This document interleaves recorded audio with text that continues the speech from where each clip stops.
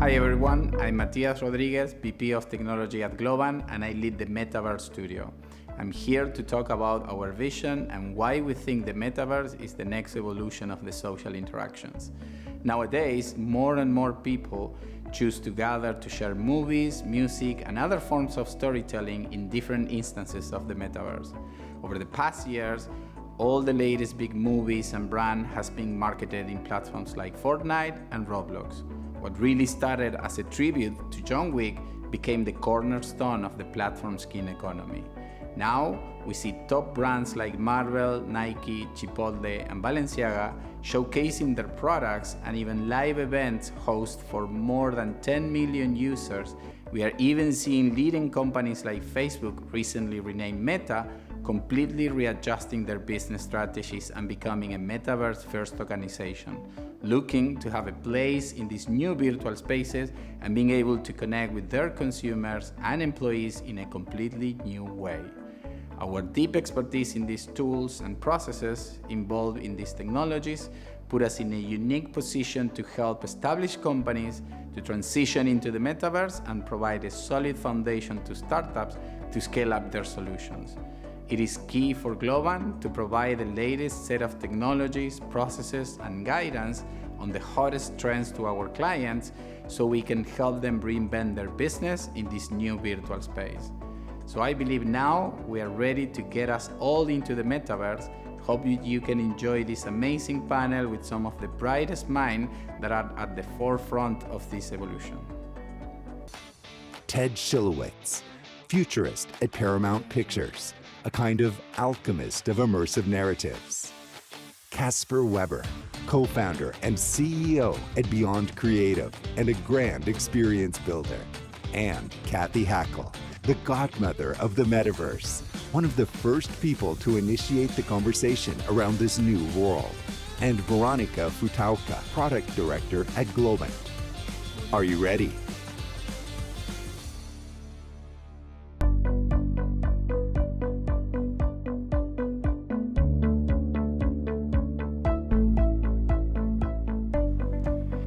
Hello, everyone. Thank you for joining us today. My name is Veronica Futauka. I've been working at Globant for 9 years, and I've seen firsthand how technology has accelerated change in the world these last few years. I'm so excited to be joined by a panel of people who are at the forefront of this concept, the Metaverse. Welcome, Cathy, Ted, and Casper. Hi, Cathy, welcome. You are such an inspiration, a Latina woman in tech, the godmother of the Metaverse. So can you tell us a little bit about it? What is it about? What it is not? Definitely. I want to start by telling people something really interesting is, I try to go every day to Merriam-Webster's dictionary online and type in the word metaverse. And every time I do this, at least the last time I tried today, it said, this word is not in the dictionary. So I want people to understand that we're trying to define a word that's not in the dictionary, so you should not feel intimidated. There are many different definitions, there are many different opinions on how to define it. The easiest way I'm allowing people to understand where we're heading is kind of helping them, bring them through the past to the present. So you had Web 1.0, connected information, and you got the internet. Web 2.0 connected people, and you got social media and the sharing economy and everything that happened there. We're at the end of Web 2.0 going into Web 3.0 that connects people, places, and things, or people, spaces, and assets. And these people, spaces, and assets can be in a fully synthetic virtual environment at times, or it could be in our physical world with some level of augmentation.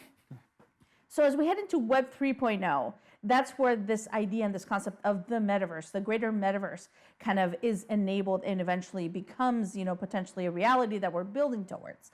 Metaverse is, the successor of today's mobile internet. It is a convergence of physical and digital. It is about shared experiences, persistent content.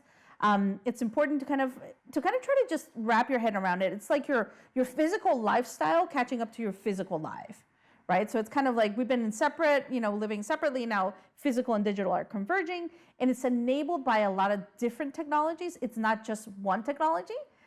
So people tend to think it's VR, and VR is a part of the metaverse, but it's not the only thing. There's AR and VR as entry points. There's NFTs, blockchain and NFTs, which are a big part. You've got 5G, cloud computing, edge computing, a whole bunch of different technologies that are converging to enable potentially in the future this idea of the metaverse that we're heading into. Thank you, Cathy. And where are we right now? And why is so relevant to all of us to get involved in the metaverse? Can we say that the metaverse is like the modern version of like a social media platforms? It's much greater than that, to be honest. I think that if we only say it's the future of the social media of social media, I think we're limiting its capacity because it will have overarching impacts in how we work and how we play and how we socialize and how we shop. So it's a lot broader, I would say, than just social media. And why are we here right now? So we're at the end of this Web 2.0 world, going into Web 3. Obviously the pandemic accelerated a lot of different things, accelerated us, going into these digital and virtual spaces a lot more. And yeah, we're just kind of going into this new era. It's in some way we're all pioneers, right? This is the wild west in some ways, and we're all building towards that greater metaverse, and we're all kind of doing lots of work right now to create that that future. Right. Yeah, and that's very true. And what you were saying, and like right now we're here to understand like what's happening inside of all these virtual universes in which, quoting you, Cathy, we are world builders. So I'm jumping to Casper. You and your team are behind some of the coolest creations for brands in Fortnite, such as the Super Bowl Stadium and the Balenciaga experience. Also, probably you are the youngest speaker at the Converge history. So now we want to ask you, as a player and a creator, how are brands disrupting into these virtual worlds? Yeah, I believe that we are all like, we're living in a world where we see a lot of big game titles created by large game studios, and we are transitioning into a phase of user-generated content.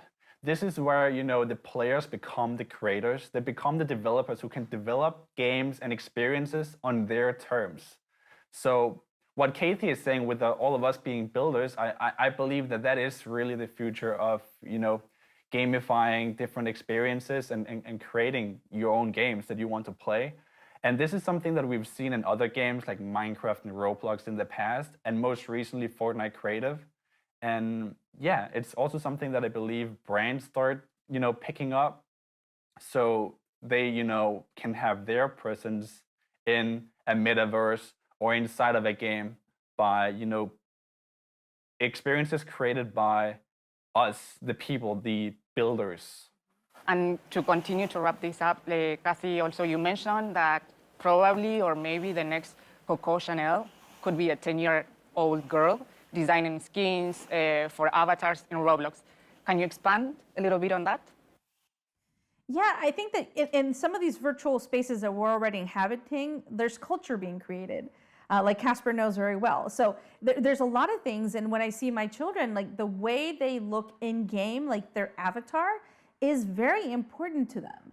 So it's this transition. It's almost like companies need to start to think about avatars as the next direct to consumer. I talk a lot about, is direct to avatar the next direct to consumer? Because as we head into this Web 3.0 world, it's a lot about digital ownership of digital assets, and those digital assets sometimes will be skins for your avatar or virtual fashion or or an NFT that you're a part of a community. So yeah, it's definitely an evolution, and you're starting to see kind of this convergence of, at least in the fashion world where I do a lot of my work, not only the people that have been trained in fashion design to manipulate fabric, but a convergence was also with 3D modelers and 3D designers and game developers to kind of come together and take fashion to the next level. So yeah, I wholeheartedly believe that the world's next Coco Chanel is probably, like I said, a 9-10-year-old girl designing skins in Roblox. Hello, Ted. We've been working together these past months, so I know you are an innovator at heart. So from your vast experience in the entertainment industry and the way it influences the social fabric, how do you think the experiences of being in a metaverse will reinvent human behaviors and mindsets? Yeah, I mean, obviously this is an interesting conversation. It's hyper timely right now with companies across the entertainment sphere. Many of them not what we would consider traditional entertainment companies, but have entertainment arms of their large tech operations now. So they're both collaborators with us and competitors with us, right? Which is an interesting sort of dynamic. But the way that we, as Viacom CBS, view the opportunities that surround next generation entertainment as it relates to what we often refer to as social fabric are really interesting, and the way people access devices that are largely televisions by their nature, right? So we're all on some sort of television type device that has advanced capabilities. It's a screen, whether it's a laptop, a tablet, a smartphone, or in the more exotic and less mass population use, but growing all the time, VR devices and even more exotic mixed reality devices.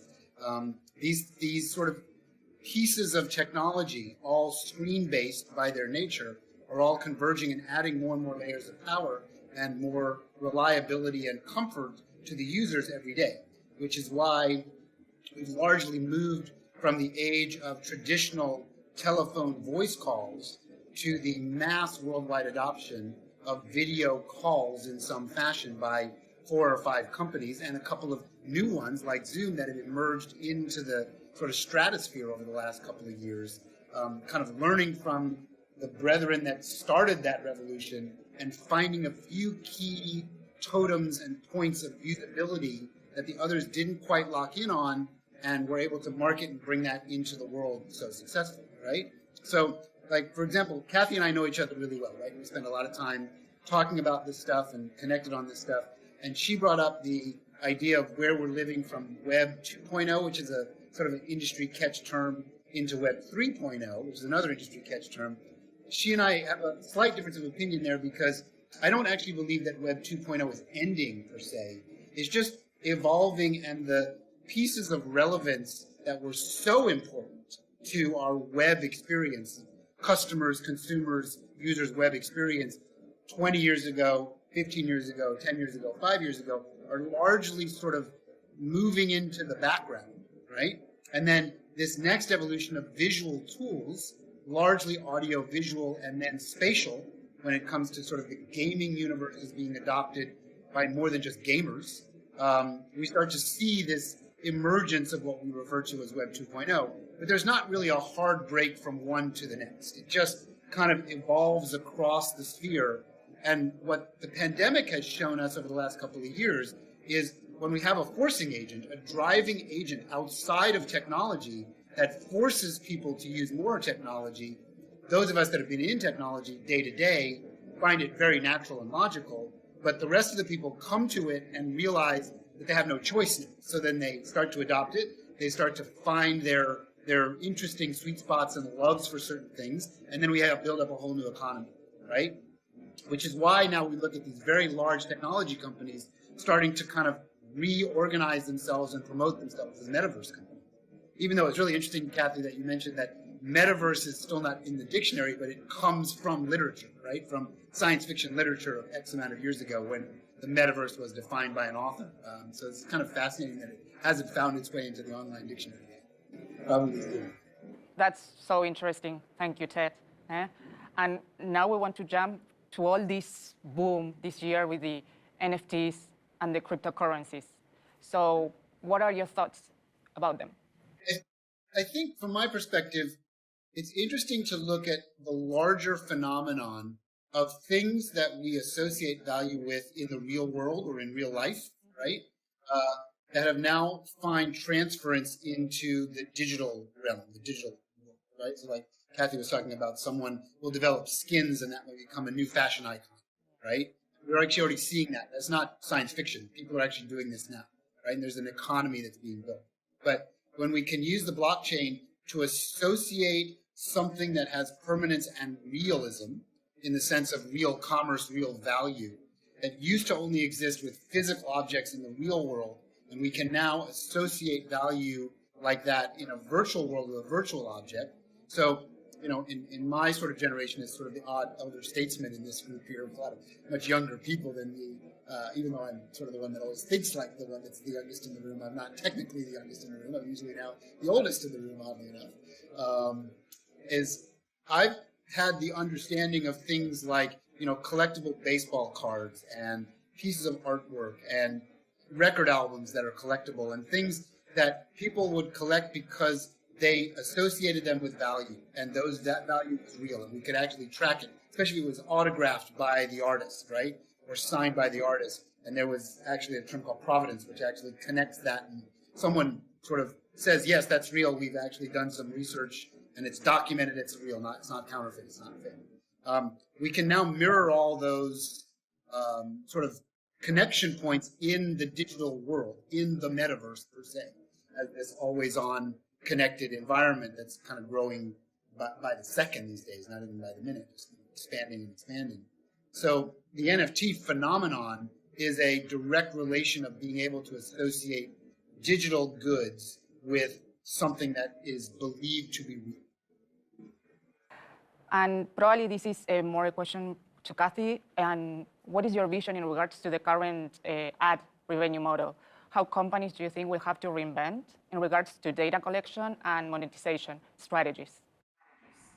Yeah, I think you're already starting to see some of that happen in the NFT gaming space and the play to earn space, where it's almost like in that world, in that side of gaming, it's almost like the age of extraction, right? The age of getting all your data and getting nothing in return is kind of slowly ending. And some of the ad revenue models of the past, the Mad Men days, are not necessarily going to be the right way when you head into some of these communities, right? There's a bit of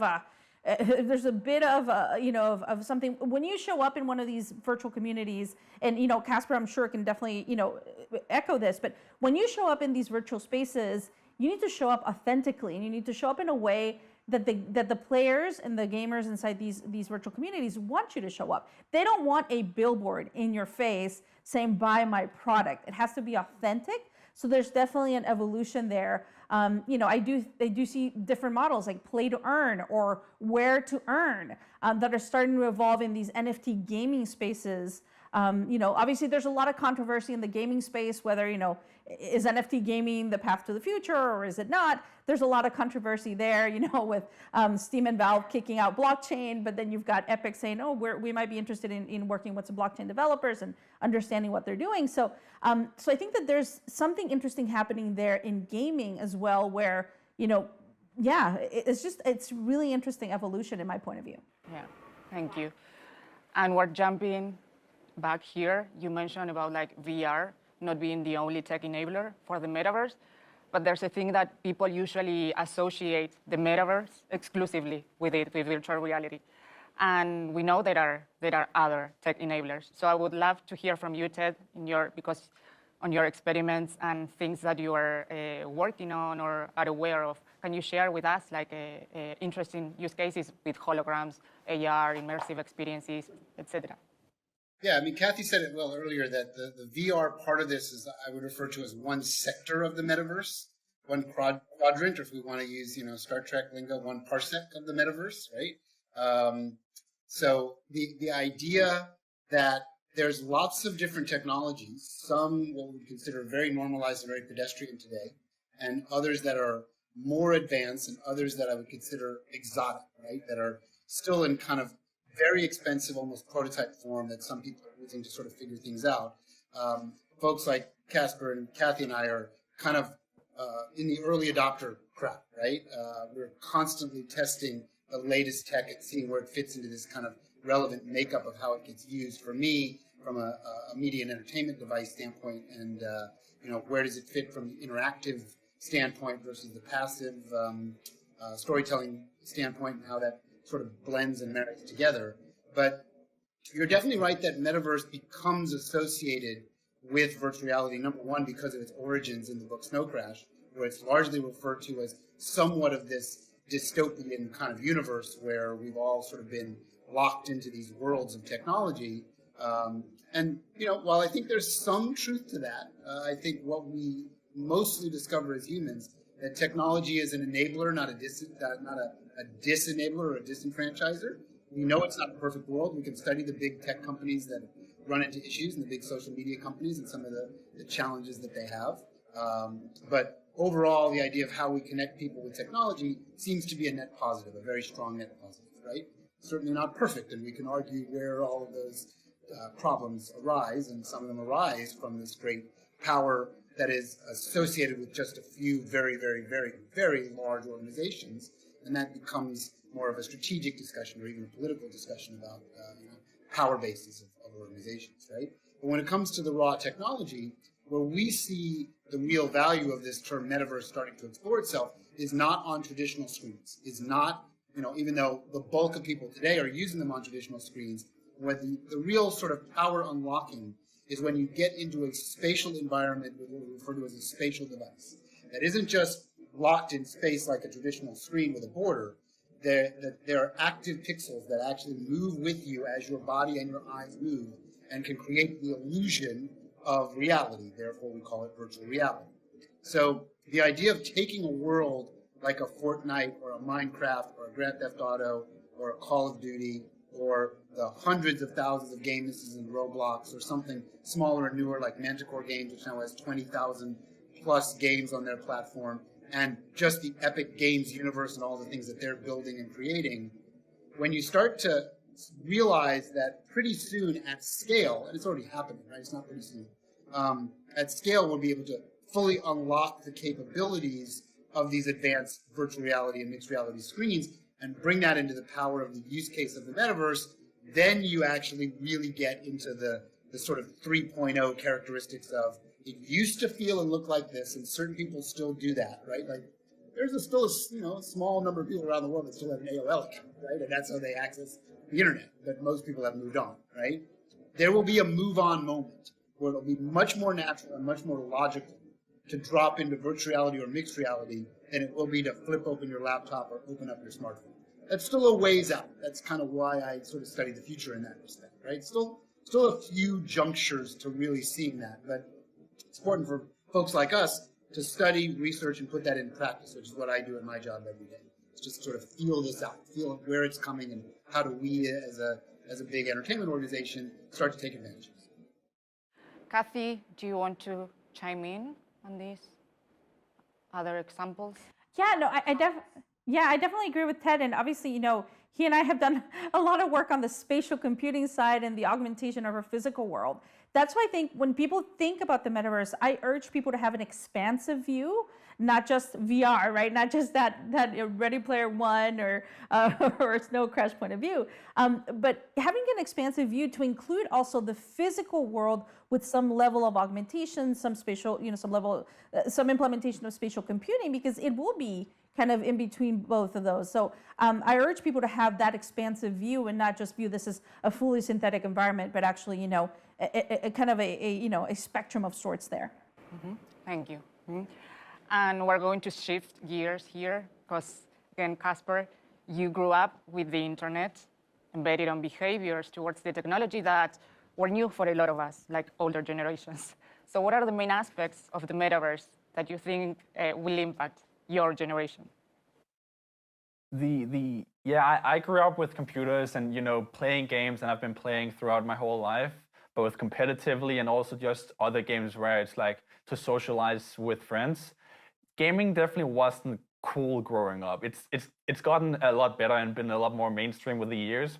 And I think the thing that I look back at is probably at some point you can probably, if you've been gaming throughout your high school or middle school or whenever it's been, you've probably connected with someone online and you've probably, had a bit of a connection. And I could just imagine these digital friendships, digital connections in a metaverse, like you could go and you could do anything, anywhere, and you could experience those experiences or games with people that you wouldn't meet otherwise. They could be living on the other side of the globe, but because of the metaverse, you can interact with them, anywhere in the world or in the metaverse.